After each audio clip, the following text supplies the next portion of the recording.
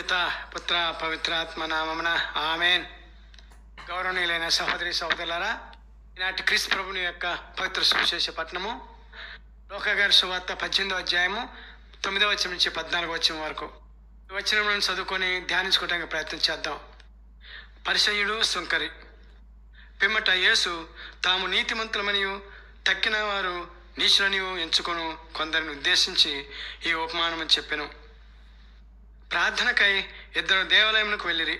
ఒకడు పరిసయ్యుడు, మరొకడు సుంకరి. పరిసయ్యుడు నిల్చుండి తనలో తాను, ఓ దేవా, నేను ఇతరుల వలె లోబిని, అన్యాయం చేయవాడను, వ్యభిచారిని కాను. ఈ సుంకరి వంటి వాడను కాను. అందులకు నీకు కృతజ్ఞుడను. నేను వారమునకు 2 మారులు ఉపవాసమందును, నా ఆదాయము అంతటిలో 10వ వంతు చెల్లించుతున్నాను అని ప్రార్థించెను. కానీ సుంకరి దూరముగా నిలబడి కన్నులైన పైకెత్తుటకు సాహసింపక రొమ్ము బాదుకొనుసు, ఓ దేవా, ఈ పాపాత్మని కరుణింపుము అని ప్రార్థించెను. దేవుని ఎదుట నీతిమంతునిగా పరిగణింపబడి ఇంటికి వెళ్ళినది ఈ సుంకరియే కానీ ఆ పరిసయ్యుడు కాదు అని మీతో చెప్పుచున్నాను. ఏలైనా తన్ను తాను హెచ్చించుకునేవాడు తగ్గించబడను, తన్ను తాను తగ్గించుకునేవాడు హెచ్చించబడను. ఇది క్రీస్తు సువిశేషము. క్రీస్తు మీకు స్తుతి కలుగును గాక. ఆమేన్. ఈ యొక్క వచనములలో మనం ధ్యానించుకొని పోయే ప్రధాన అంశము, తను తాను తగ్గించుకునేవాడు హెచ్చించబడును, తను తాను హెచ్చించుకునేవాడు తగ్గించబడును. గౌరవ సహోదరి సహోదరులారా, మొత్తం పవిత్ర బైబిల్ గ్రంథంలో everlasting and evergreen ఉపమానము ఈ సుంకరి పరిసయ్యుని ఉపమానము. ఈ ప్రార్థన సారాంశం వలె తమను తాము తగ్గించుకుని ఉన్నతులుగా పరిగణించబడిన వారు పవిత్ర బైబిల్ గ్రంథంలో చాలామంది ఉన్నారు. దాని గురించి తెలుసుకునిపోయే ముందు మన ప్రధాన అంశమైనటువంటి 14వ వచనము, తను తాను తగ్గించుకునేవాడు హెచ్చించబడును, హెచ్చించుకునేవాడు తగ్గించబడును అనే యొక్క వచనాల్లో మనకు దేవుడు చెప్పే ప్రధానమైన విషయం ఏమిటంటే, దేవుని దృష్టిలో ఎప్పుడూ తగ్గింపు తత్వంతో ఉండమని అంటున్నారు. ఈ తగ్గింపు తత్వం గురించి కన్ఫ్యూషియస్ అను తత్వవేత్త ఇలా అంటున్నారు. తగ్గింపు తత్వం అనేది మనిషి ఎదుగుదలకు పటిష్ట పునాది వంటిది అని అంటున్నారు. అదేవిధంగా అధికారం చలాయించేవారు తగ్గింపు తత్వంతో ఉండవలమని జోస్ పిపి హుజికా అని ఆయన ఇలా అంటున్నారు. Power is for service, not for privilege అని అంటారు.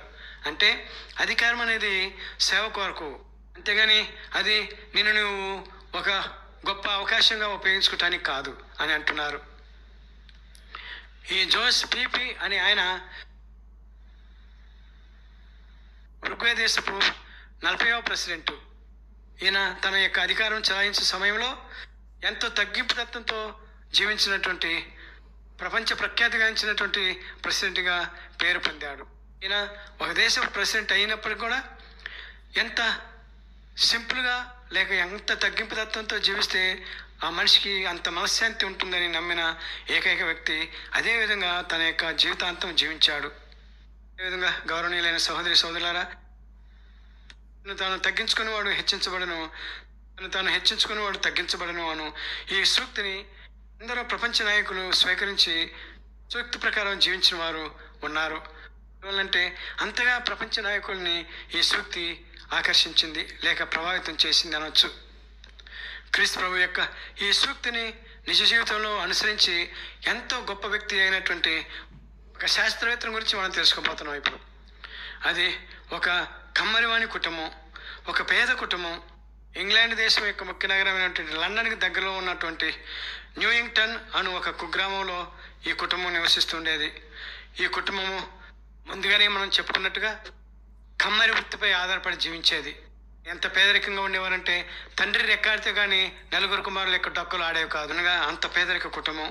ఆ కమ్మరి వృత్తి ఎక్కువ వేడితో కూడుకున్న పని అవటం వలన తండ్రి తరచు అనారోగ్యానికి బారిపడేవాడు. అందువలన వీరి కుటుంబం అంత పేదరిక జీవితం జీవించేవారు. పేదరికం అంటే ఒక్కొక్కసారి వారికి తినటానికి ఒక రొట్టె కూడా ఒక పూటకు దొరికేది కాదు. కొన్నిసార్లు ఒక రొట్టెతోటి 4 రోజులు జీవించవలసి వచ్చిన రోజులు కూడా ఉన్నాయి. అంత పేదరికంలో వారు జీవించేవారు. అయినప్పుడు కూడా వారు క్రీస్తు దేవుని విడిచిపెట్టలేదు, ఆయనపై విశ్వాసాన్ని సడలించుకోలేదు. వారికి దగ్గరలో ఉన్న సాండిమానియన్స్ అను చిన్న సంఘం చర్చికి వెళ్ళేవారు. అందులో వీరు సభ్యులు. వారు క్రమం తప్పకుండా దేవాలయానికి వెళ్ళి వారు ఆధ్యాత్మికంగా పోషించబడేవారు. ఒక విధంగా చెప్పాలంటే అంత పేదరికంలో ఉన్న వారు అణకువతో జీవిస్తూ ఉండేవారు. ఆ పేదరికం మరియు ఆ గ్రామ వాతావరణం వీరు అర్థం చేసుకున్నారు. అనగా దానికి తగ్గట్టుగానే వీరు జీవించేవాళ్ళు. తండ్రి యొక్క అనారోగ్య పరిస్థితులు ఈ కుటుంబాన్ని పూర్తిగా పాఠశాల విద్యకు కూడా దూరం చేసింది. అయితే దేవుడు పేదల పక్షాన ఉంటాడు అనే సామెత ఉన్నది కదా. ఈ సామెత ప్రకారమే క్రీస్తు ప్రభువు ఈ యొక్క నలుగురు అన్నదమ్ములకు వారి యొక్క సంఘ దేవాలయం అయినటువంటి ఫెరేని చర్చి సంఘం నిర్వహించు ఆదివారం పాఠశాలలో విద్య నేర్చుకునేవారు. ఇది కూడా అక్షరాలు రాయటం చదవటం వరకు మాత్రమే నేర్పేవారు. ఎందువల్లంటే ఆ కుటుంబానికి అంతకన్నా ఎక్కువగా చదువుకునే ఆర్థిక పరిస్థితులు లేవు కాబట్టి. ఇక చేసేది లేక ఆ నలుగురు అన్నదమ్ములు ఆ మిగిలిన వారం రోజుల్లో కుటుంబ పోషణ కొరకు చిన్న చిన్న రోజువారీ కూలి పని చేసుకుంటూ ఉండేవారు. ఆ కూలి పనులు కూడా ఎక్కువగా పుస్తక డీలర్ల వద్ద పనిచేయటం, పుస్తకాలకు బైండింగ్లు వేయటం మరియు పుస్తకాలను పంపిణీ చేయటం మొదలగు చిన్న చిన్న పనులను వారు చేసుకుంటూ పూటకూడికి సంపాదించుకునేవారు. అయితే దేవుడు అందరికీ ఏదో రూపంలో కొన్ని అవకాశాలు ఇస్తాడు. అయితే అందరికీ ఇచ్చినటువంటి అవకాశాల్లో కొంతమంది మాత్రమే అవకాశాలని అందిపుచ్చుకుంటారు. ఆ అవకాశాలని ఉపయోగించుకొని ఎంత వీలైతే అంతగా ఎదటానికి పట్టుదలతో ప్రయత్నం చేస్తారు. అటువంటి వారిలో ఇప్పుడు మనం తెలుసుకొని పోయే వ్యక్తి ప్రసిద్ధి చెందినటువంటి శాస్త్రవేత్త. అటువంటి పేదరికంలో కూడా ఎంతో దీనత్వంతో, ఎంతో అనుకువతోటి పైకి వచ్చి ఎలక్ట్రోమాగ్నెటిక్ ఇండక్షన్ అని, తర్వాత ఎలక్ట్రిక్ మోటార్ మరియు జనరేటర్ని కనుక్కున్నటువంటి వ్యక్తి. అదే కాకుండా బెంజీన్ కొత్త సూత్రాన్ని ఆవిష్కరించాడు. ఆ సూత్రానికి ముఖ్యాంశాలైనటువంటి ఫారడే కేజ్ అనే అంశం. ఇది ఆధునిక విద్యుత్ శక్తిని కనుగొనడానికి ఎంతో దోహదపడినటువంటి సూత్రం. అన్నిటికీ మూలాధారమైనటువంటి 2 శాస్త్రాలను కనుగొన్నాడు. అవి ఏమిటంటే ఫిజిక్స్ మరియు కెమిస్ట్రీ. ఈయనెవరో ఇప్పటికీ మీకు అర్థమై ఉంటుంది గౌరవనీయులైన సహోదరి సోదరులారా. ఆయన ఎవరో కాదు, మిఖాయల్ ఫారడే. ఈయన గొప్ప శాస్త్రవేత్త అవటానికి అందరిలాగా పాఠశాలకు వెళ్ళి చదువుకున్నటువంటి వ్యక్తి కాదు. గొప్ప పాఠశాలలో చేరి శాస్త్రాలను అభ్యసించినటువంటి వ్యక్తి కాదు. జ్ఞానాన్ని ఉపయోగించుకొని సొంత శ్రమశక్తి చేత అభివృద్ధి చెందినటువంటి సూత్రాలను కనిపెట్టినటువంటి గొప్ప శాస్త్రవేత్త ఈ మిఖాయేల్ ఫారడే గారు. మనం ముందుగానే చెప్పుకున్నట్టుగా అందరూ అంది వచ్చినటువంటి అవకాశాలని ఎంతగానో ఉపయోగించుకుంటారు అన్నదానికి ఈ మిఖాయేల్ ఫారడే ఒక ముఖ్య ఉదాహరణ. ఈయనకి వచ్చినటువంటి అవకాశం పుస్తకాల బైండింగ్ రోజువారీ కూలీ పనిలోను మరియు పుస్తకాలను పంపిణీ కూలీ పనిలోను తన యొక్క చేతిలోకి వచ్చినటువంటి ప్రతి పుస్తకాన్ని చదువుతూ జ్ఞానాన్ని పెంచుకున్నాడు. పుస్తకాల షాపులో పనిచేస్తూ ఎన్నో పుస్తకాలని చదువుకున్నటువంటి వ్యక్తి.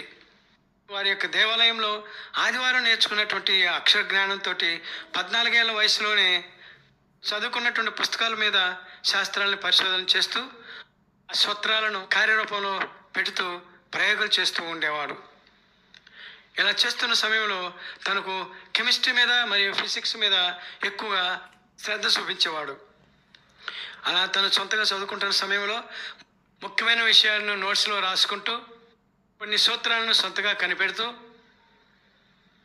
ఫిజిక్స్ కెమిస్ట్రీకి సంబంధించినటువంటి కొన్ని సూత్రాలను తను సొంతగా ఆలోచించి ఏర్పాటు చేసినటువంటి ఆ యొక్క సూత్రాలను పుస్తకంగా రూపొందించి ఆ కాలంలో ప్రసిద్ధి చెందినటువంటి సర్ హంఫ్రీ డేవీ అనే ఆయనకి పంపించాడు. ఈ ఫారడే గారి యొక్క సూత్రంతో కూడినటువంటి నోట్స్ను చూసినటువంటి సర్ హంఫ్రీ డేవీ అనే ఈ సైంటిస్టు సహాయకారిగా ఉండటానికి ఈ మిఖాయేల్ ఫారడే గారిని అపాయింట్ చేసుకున్నాడు.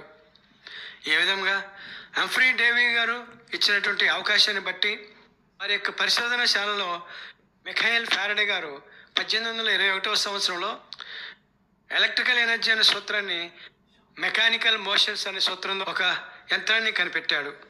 ఆ సూత్రం పైనే ఈ రోజుల్లో మనం ఉపయోగించే కరెంట్ ద్వారా పనిచేసే మోటార్లు. తర్వాత 1831వ సంవత్సరంలో ఎలక్ట్రోమాగ్నెటిక్ ఇండక్షన్ అనే సూత్రాన్ని కనిపెట్టి ఆ యొక్క సూత్రం ద్వారా ఎలక్ట్రిక్ జనరేటర్స్ మరియు ట్రాన్స్ఫార్మర్స్ని కనుగొన్నాడు. 1821 సంవత్సరంలో బెంజీన్ అనే సూత్రాన్ని కనిపెట్టాడు. ఈ యొక్క సూత్రం ఇది కెమిస్ట్రీలో అత్యంత ప్రధానమైనటువంటి ఆర్గానిక్ కాంపౌండ్. దీనిని ఆయిల్ గ్యాస్ నుంచి కనిపెట్టాడు. ఈ విధంగా ఆధునిక సైన్స్కి సంబంధించి ఎన్నో మూలాధారమైనటువంటి సూత్రాలని కనిపెట్టినటువంటి విశ్రాంతపు సైంటిస్టు ఆధ్యాత్మిక విషయానికి వస్తే అంతే ఎక్కువ శ్రద్ధ చూపించేవాడు. అదే ఆయనకు ఎంతో ఆశీర్వాదకరంగా ఉండేది. ఆయన యొక్క ప్రసంగాలను ప్రత్యేకంగా క్రిస్మస్ లెక్చర్స్ లేక ప్రసంగాలు అను ఒక గొప్ప పుస్తకాన్ని తయారు చేసి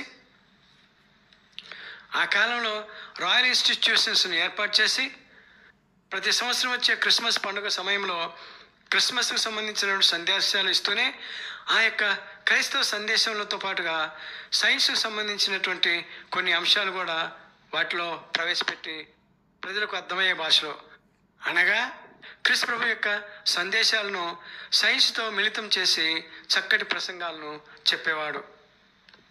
ఆ విధంగా ఆయన ఒక భక్తియుతమైనటువంటి శాస్త్రవేత్తగా పేరు ప్రఖ్యాతులు గాంచాడు.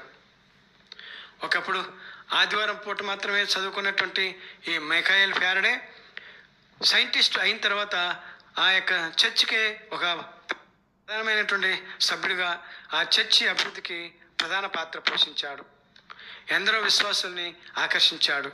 ఈ మైఖేల్ ఫ్యారడే గారు శాస్త్రీయ పరిజ్ఞానంలో దేవుని యొక్క అద్భుతమైనటువంటి సృష్టిని చూడగలగటానికి అవకాశం కల్పించింది అని నమ్మాడు. ఇది కాదా ఈరోజు క్రీస్తు ప్రభు మనకు చెప్పినటువంటి లోకగారి సువార్త 18వ అధ్యాయము 14వ వచనంలో, ఏదైనా తను తాను హెచ్చించుకునేవాడు తగ్గించబడను, తను తాను తగ్గించుకునేవాడు హెచ్చించబడను అనే సూక్తికి నిజమైన నిదర్శనం గౌరవనీయులైన సహోదరి సోదరులారా.